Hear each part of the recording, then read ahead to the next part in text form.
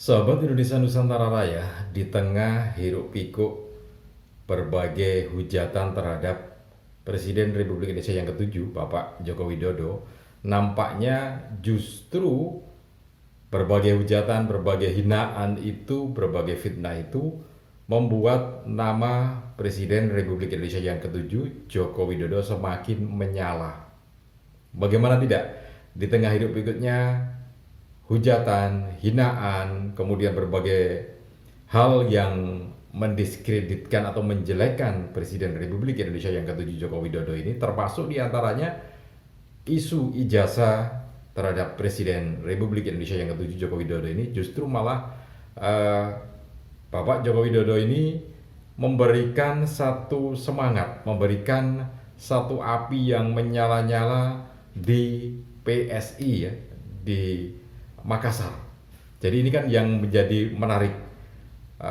Ini nampaknya juga jadi warning untuk partai-partai yang menjadi oposisi saat ini di pemerintah atau partai yang dulunya mendiskreditkan Jokowi ya. Jadi ini satu warning karena kedepannya PS ini akan bisa menjadi besar gitu ya. Beberapa pernyataan dan beberapa fakta itu menunjukkan yang semacam itu. Oke, ini efek atau efek dari Jokowi magnet gitu ya, yang terus menerus jadi gelombang. Nanti akan kita lihat bagaimana sih kondisi yang sebenarnya ya. Oke, untuk Anda yang baru saja bergabung di channel ini, jangan lupa tekan tombol subscribe-nya terlebih dahulu, kemudian tekan tombol loncengnya, supaya nanti kalau kita update terbaru video ini, Anda akan mendapatkan notifikasinya untuk yang pertama kalinya ya. Kemudian jangan lupa juga tekan tombol like dan juga share video ini ke teman-teman Anda. Siapa tahu teman-teman Anda juga sedang ingin informasi ini ya. Jadi begini, kenapa saya katakan di awal tadi bahwa di tengah hujatan, di tengah fenomena berbagai hal yang menyudutkan Jokowi, justru Joko Widodo ini semakin menyala. Di Kongres di PSI di Makassar kemarin, Joko Widodo memberi satu warning, satu pernyataan bahwa kalau memang diperlukan, maka Joko Widodo ini akan turun ke kota-kota, bahkan sampai ke pelosok desa. Ini ucapannya Jokowi. Jadi bisa jadi memang ini akan benar, karena kita lihat beberapa waktu yang lalu ketika Pilpres di yang kemarin itu, Bapak Joko Widodo sampai ke desa-desa, ke pelosok ya.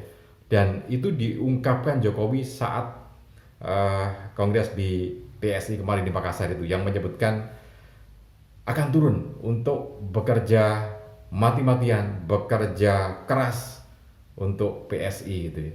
Jadi bahkan secara struktur ini Joko Widodo menginginkan PSI itu punya struktur sampai di tingkat desa, bahkan lebih di tingkat RT RW gitu ya.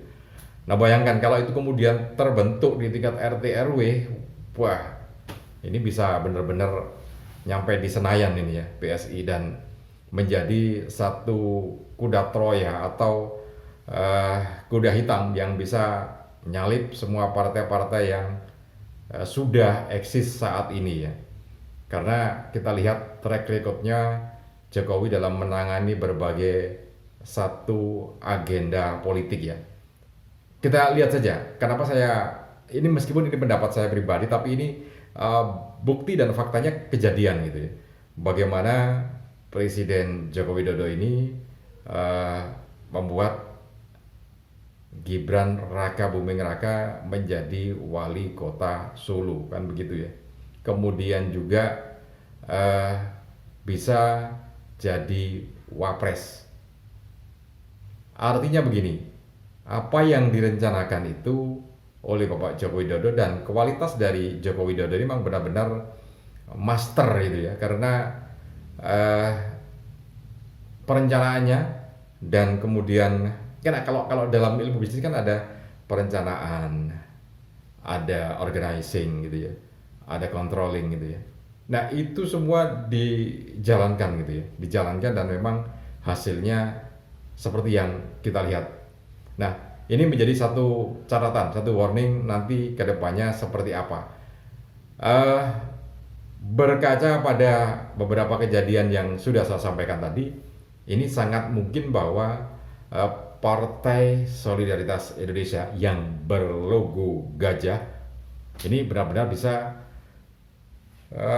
kuat gitu ya, sebesar gajah nantinya kalau kita melihat di pemilu yang akan datang.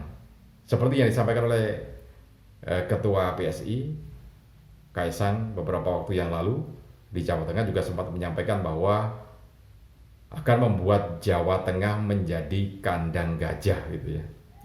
Nah, seluruhnya teman-teman, kalau kemudian Jawa Tengah jadi kandang gajah, nah ini yang lainnya mau dikemanakan gitu ya. Nah, tapi ini bisa jadi kenyataan loh, karena kalau kita lihat dari pergerakannya, ini mengarah ke sana. Sekarang begini, efek dari Jokowi magnet. Jadi sekarang ini banyak elit politik, elit partai politik yang kemudian hijrah ke PSI gitu ya. Biasanya kalau ada elit partai politik itu melakukan hijrah, nah yang di bawahnya ini juga biasanya akan ikut bergerak. Di beberapa kasus kejadian ya seperti yang ada ini, salah satu partai itu kemudian uh, elit politiknya hijrah ke PSI dan di bawahnya di daerah-daerah itu juga ikut hijrah. Nah ini jadi satu catatan bahwa memang ada pergerakan ke sana ya. Nah di sisi yang lain teman-teman, uh, nama Joko Widodo atau Presiden Republik Indonesia yang ke-7 ini masih terus ada di hati masyarakat ya, ada di hati masyarakat dan banyak, bukan banyak tapi masyarakat menginginkan Jokowi ini memberikan satu kontribusi ke depannya. Bisa jadi lewat ini apa? Gibran Raka Buming Raka gitu ya. Jadi lewat Pak Wapres ini akan mewarnai bagaimana perjalanan bangsa ini gitu ya. Oke, begini. Kita petakan ya beberapa waktu yang lalu bahwa Jokowi sendiri ini dari awal kan seorang pengusaha kayu gitu ya, kemudian berhasil mengelola usahanya itu sampai punya kesempatan untuk jadi wali kota Solo.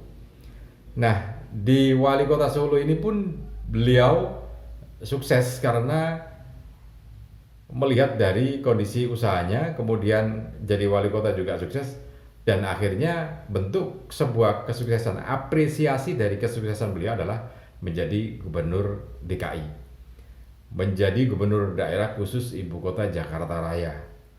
Nah, ini pun dinilai sukses karena belum sempat selesai Joko Widodo kemudian naik ke tampuk pimpinan tertinggi di Republik Indonesia ini ya. Jadi itu perjalanan karir yang memang jadi satu batu lompatan yang terus semakin membesar. Seperti halnya bola salju gitu ya, dari seorang pengusaha lokal kemudian jadi wali kota, pimpinan di salah satu daerah, kemudian sampai ke pimpinan provinsi, apalagi provinsi daerah khusus ibu kota Jakarta Raya, kemudian jadi pimpinan di negara ini, bahkan kemudian bertahan sampai 2 periode. Bahkan sampai sekarang pun nama Jokowi masih melekat di hati masyarakat. Ini menunjukkan bahwa beliau memang seorang teknokrat ya. Jadi ada yang menyebutnya sebagai teknokrat elektoral. Jadi seorang teknokrat dalam pemilihan gitu ya. Jadi demokrasi. Nah, menjadi satu catatan tersendiri bahwa nama Joko Widodo ini yang dari awal tidak ada apa-apa gitu ya. Karena kalau kita lihat kan Jokowi bukan siapa-siapa dari awal gitu ya. Tidak ada track record dari keluarganya, dari silsilahnya orang politik, tidak ada kan gitu. Tidak ada. Orang biasa gitu ya. Jadi orang biasa yang kemudian mengawali karirnya di dunia bisnis sampai kemudian di birokrasi dan akhirnya menjadi pemimpin di negeri ini. Ini jadi satu catatan di warning di tahun 2029 nanti di pemilu. Nah, jadi catatan, jadi warning untuk semua partai gitu ya. Oke, terima kasih. Mudah-mudahan bisa bermanfaat untuk kita semua. Salam dan sukses selalu.